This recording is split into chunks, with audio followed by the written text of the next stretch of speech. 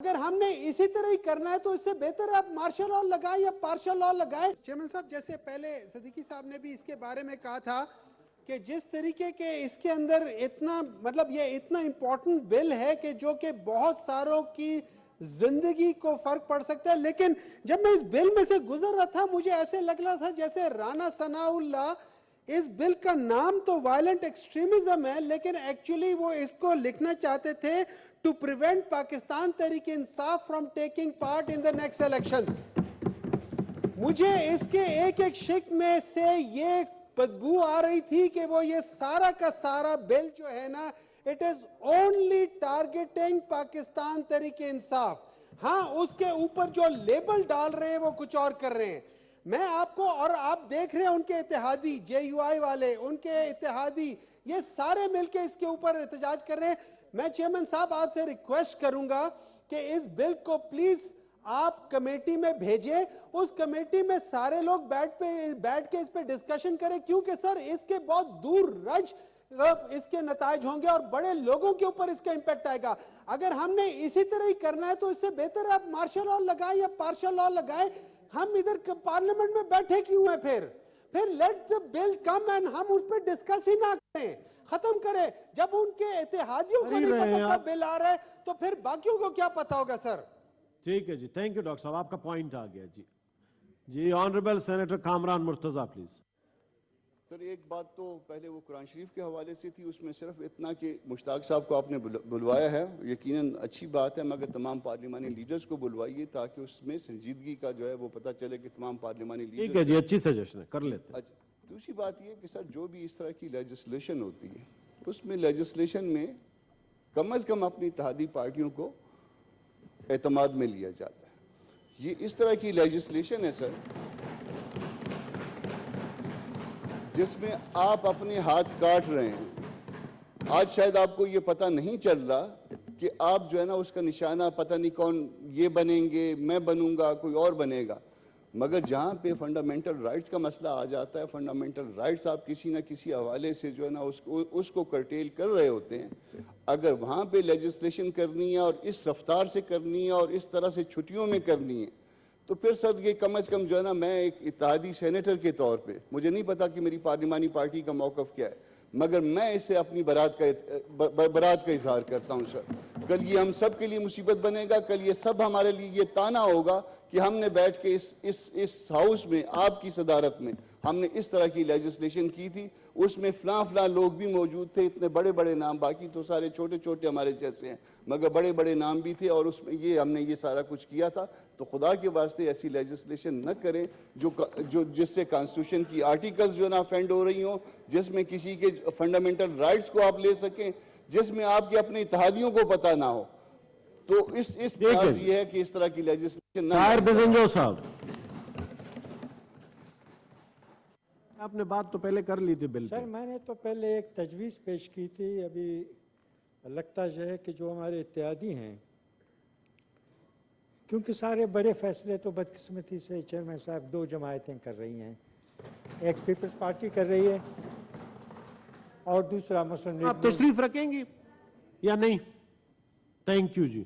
اور آپ بھی اپنی سیٹ پہ چلی جائیں پلیز، تشریف رکھیں جی. دوسرا مسلم لیگ نون کر رہا ہے. اور جو پی ڈی ایم میں جو جماعتیں ہیں، پی پی سے تو ظاہر ہے ہمیں کوئی گلہ نہیں ہے کیونکہ Peoples Party P D M کا حصہ نہیں ہے، لیکن مسلم لیگ نون سے ہمیں سخت گلہ ہے. اس پیریڈ میں سب جتنے بھی ان لوگوں نے یہ الٹے سلٹے جو لیجسلیشن کیے ہیں، ساری ٹو سے کسی کو اعتماد میں نہیں لیا گیا. اور یہ جہاں تک اس کا تعلق ہے اس بل کا جناب چیئرمین، یہ تو جمہوریت پر ایک کھلا حملہ ہے. یہ آپ کا رک رک کر سانس لینے والی جمہوریت کے دن جناب چیئرمین مجھے تو کیا کہتے ہیں، مجھے تو اس کی موت نظر آ رہی ہے. اور جو لوگ آج خوش ہیں اس بات پہ کہ آج یہ قانون کی زد میں کوئی اور آئے گا، لیکن جناب چیئرمین مارک مائی ورڈز، محترمہ تو جا رہی ہے، ادھر ہی آپ کی بات سن رہی ہے. कल सर इस मुल्क में जो भी आइन और पार्लियामेंट की बालादस्ती की बात करे,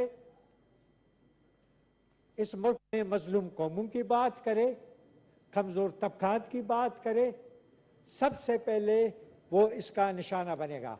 लिहाजा हम इस बिल की निहायत सख्ती से मुखालफत करते हैं और अगर इसको पेश किया गया तो सर हम टोकन वॉकआउट करेंगे। ऑनरेबल सेनेटर मौलाना अब्दुल गफूर हैदरी साहब।